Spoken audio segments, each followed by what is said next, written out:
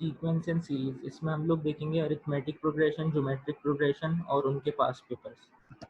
सबसे पहले arithmetic progression, कोई भी ऐसा सीक्वेंस हो जिसके हर कंसेक्यूटिव टर्म्स के बीच में सेम डिफरेंस हो तो वो अरिथमेटिक प्रोग्रेशन होती है। जैसे इस एग्जांपल में अगर हम देखें तो हर टर्म के बीच में 4 का डिफरेंस है, तो ये जो है कॉमन डिफरेंस होता है, ये अरिथमेटिक प्रोग्रेशन कहलाएगा। इसमें जो मेन टर्म्स यूज होते हैं वो ए होता है, ए फर्स्ट टर्म के लिए यूज होता है, ए एन जो है एन टर्म के लिए यूज होता है, कोई भी एन की जगह 6th term, 7th term, 10th term कोई भी, और डी जो है वो कॉमन डिफरेंस के लिए यूज होता है। तो इनके बीच में जो कॉमन डिफरेंस 4 है वो डी, इस अरिथमेटिक प्रोग्रेशन का डी जो है वो 4 है। एन जो है नंबर ऑफ टर्म्स के लिए यूज होता है।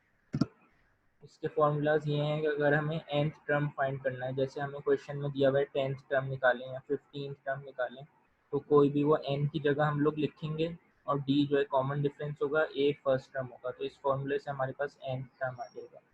और sum of n terms of AP है, तो अगर n टर्म्स ऑफ AP का सम हमें निकालना है, हमें फर्स्ट और लास्ट टर्म पता है, तो फिर हम इन दोनों को ऐड करके डिवाइड बाय 2 कर देंगे, तो हमारे पास आ जाएगा सम। अगर हमें लास्ट टर्म नहीं पता, फर्स्ट टर्म पता है और डिफरेंस पता है, तो हम ये वाला फॉर्मूला यूज़ करके सम निकाल सकते हैं। अगर हमें नंबर ऑफ टर्म्स निकालने हैं तो भी हमें, अगर जैसे बोला हुआ है कि 100 से लेकर 900 तक कैलकुलेट करें कितने टर्म्स हैं, तो अरिथमेटिक प्रोग्रेशन हो या कंसेक्यूटिव टर्म्स हो, कोई भी हमें अगर निकालने हैं, तो last term minus first term divide by common difference plus 1, इसको यूज़ करके हम नंबर ऑफ टर्म्स निकाल सकते हैं। और एवरेज हमें निकालनी हो AP के जितने भी टर्म्स हो उनकी एवरेज निकालनी है अगर, तो first term plus last term divide by 2, इससे हमारे पास एवरेज आ जाएगी। ज्योमेट्रिक प्रोग्रेशन वो ऐसा सीक्वेंस होता है जिसमें हर नंबर के बीच में रेशो सेम होता है। जैसे फॉर एग्जांपल इस नंबर में हर जो दूसरा टर्म है वो पिछले टर्म का डबल है, तो इसका रेशो 2 है। किसी भी दो कंसेक्यूटिव टर्म्स को डिवाइड कर दें हम तो आंसर 2 आएगा हमारे पास। इसमें जो मेन टर्म्स यूज़ होते हैं, ए जो है वो फर्स्ट टर्म है, ए एन एन टर्म ये सेम है, आर जो है वो कॉमन रेशो है, जैसे इनको जो डिवाइड करके 2 आंसर आएगा हर कंसेक्यूटिव टर्म्स को डिवाइड करके, वो आर कहलाएगा। एन जो है नंबर ऑफ टर्म्स है। इसके फॉर्मूलाज ये हैं, nth टर्म निकालने के लिए ये फॉर्मूला होता है A R power n minus 1। R जो है common ratio, A first term और n जो है वो nth टर्म। और sum of n terms of GP, जब r 1 से बड़ा हो तो ये वाला फॉर्मूला यूज़ करेंगे, जब r 1 से छोटा हो तो ये वाला फॉर्मूला यूज़ करेंगे। और सम टू इन्फिनिटी जब के लिए होता है जब r 0 और 1 के बीच में हो, तो सम टू इन्फिनिटी हम लोग कैलकुलेट कर सकते हैं इस फॉर्मूले से।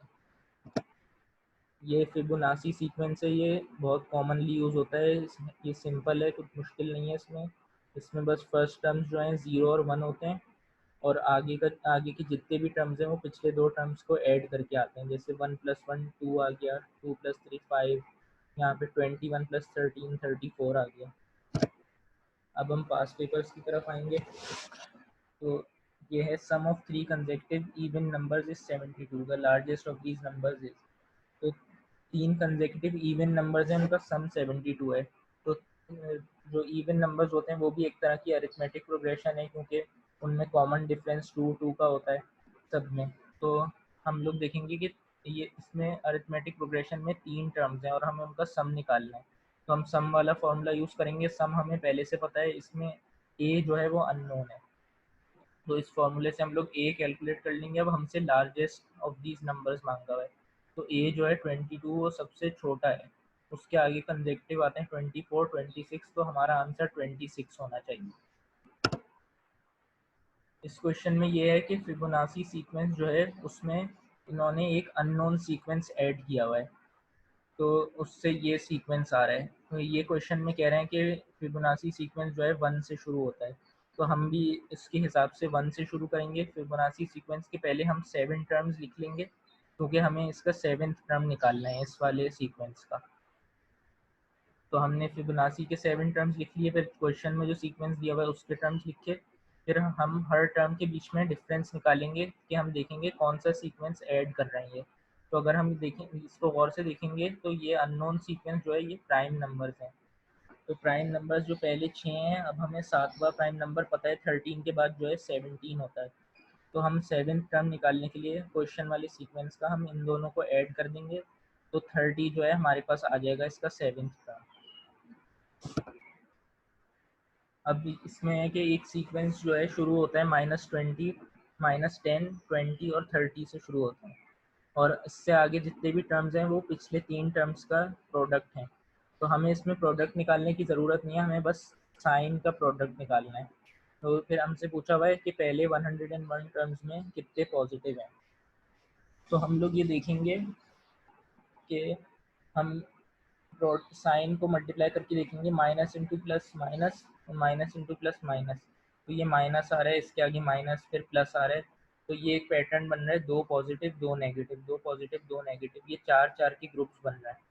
तो हमें 101 टर्म्स का निकालना है। तो अगर हम ये पहला निकाल दें जो पैटर्न में फिट नहीं हो रहा, तो 100 टर्म्स बचेंगे, और चार चार के ग्रुप्स हैं, तो हमारे पास 25 ग्रुप्स हैं, और हर ग्रुप में दो पॉजिटिव हैं। तो 25 मल्टीप्लाई बाई 2 50, तो 50 जो हैं वो पॉजिटिव टर्म्स हैं पहले 101 में।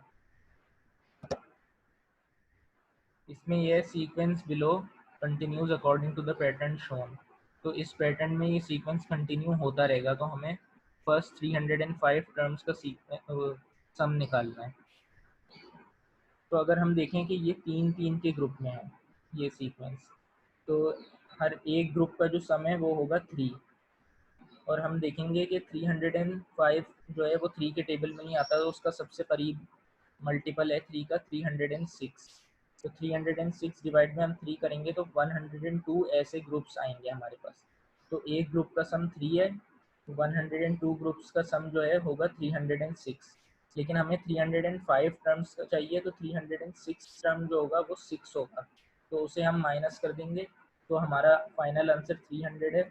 लेकिन 300 यहाँ पे दिया हुआ नहीं है, तो उसका जो सबसे क्लोजेस्ट ऑप्शन है वो हम लोग सेलेक्ट कर देंगे, अगर ऐसा केस हो आंसर ना दिया हुआ हो सही। इसमें if s is the sum of integers from 51 to 150 और t is the sum of integers from 151 to 250, what is the value of s minus t। तो इसमें हम सबसे पहले देखेंगे कि ये 51 से 150 तक हम जो फॉर्मूला था नंबर ऑफ टर्म्स वाला वो यूज़ करके हम देख लेंगे कि 100 इंटीजर्स हैं, और 151 से 250 भी 100 है। तो हमें बस इसमें फिर सम वाला फॉर्मूला यूज़ करना है हमें। इनका जो सम है, इनके सम में जो डिफरेंस है वो यहाँ पे हम लोग लिख लेंगे। इसको अगर हम और सिंप्लीफाई करेंगे तो हमारे पास इसका डिफरेंस आ जाएगा इनका -10,000। तो ये बस हमें सिंप्लीफाई करना है फॉर्मूला, इसमें और कुछ भी नहीं करना।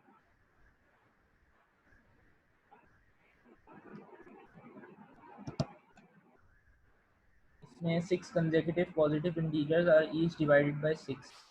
तो इसमें हम लोग कोई भी 6 पॉजिटिव इंटीजर्स ले लें और उनको डिवाइड बाय 6 कर दें, तो उनके रिमाइंडर्स निकाल लें। जैसे फॉर एग्जांपल यहाँ पे हमने 11 से 16 लिए हैं, तो हम डिवाइड करेंगे 6 1 ज़ा 6, और फिर 5 बचता है तो रिमाइंडर 5 होगा। 12 पूरा डिवाइड हो जाता है तो रिमाइंडर 0 होगा, और 1 2 3 4 तो हम उसका सम कर लेंगे सिंपल।